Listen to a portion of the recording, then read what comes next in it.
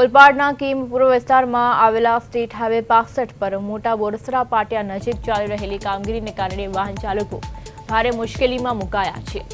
Highway પર વરસાદી પાણીના નિકાલ માટે બ્લોક થયેલી ગટરના સ્થાને નવી પાઇપલાઇન નાખવાનું કામ ચાલી રહ્યું છે, જેને પગલે 1 કિલોમીટર લાંબી ટ્રાફિકની કતાર જોવા મળી છે।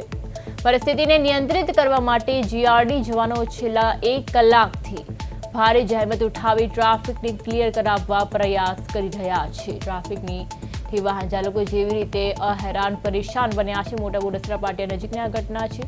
જીઆરડી જવાનો ટ્રાફિક હળવો કરવામાં વ્યસ્ત છે। 1 કલાકથી તેઓ આ કામગીરી કરી રહ્યા છે।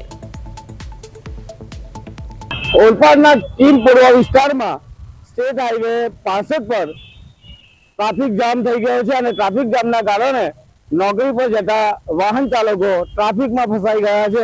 જે રીતના દ્રશ્યો છે એ આપ જોઈ રહ્યા છો, ટ્રાફિકના દ્રશ્યો છે।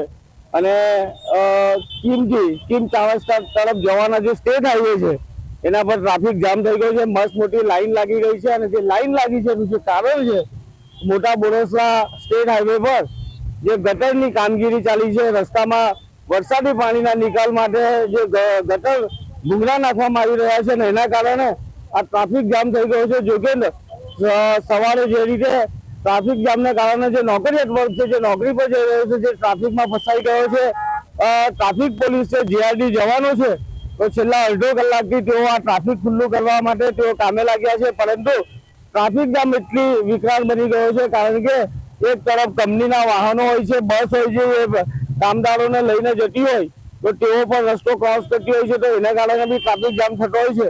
પરંતુ જે રીતનો 1 કિલોમીટર જેવો લાંબો ટ્રાફિક જામ થઈ ગયો છે એનું જે કારણ છે એ મોટા બોરસરા પાસે જે ગટર છે એ ગટરની રસ્તામાં ગટરની કામગીરી ચાલી રહી છે, ભૂંગળા નાખવાની કામગીરી ચાલી રહી છે ને એના કારણે ટ્રાફિક જામ થઈ ગયો છે। વાહન ચાલકો છેલ્લા અડધો કલાકથી ફસાઈ ગયા છે અને બંને તરફ ટ્રાફિક જામને કારણે લોકો ત્રાહિમામ પોકારી ઉઠ્યા છે। પરંતુ જે રીતે હાલ વરસાદી પાણીના નિકાલ માટેની જે ગટરો બનાવવામાં કામગીરી ચાલી રહી છે અને એના કારણે જ આ ટ્રાફિક જામ થયો છે।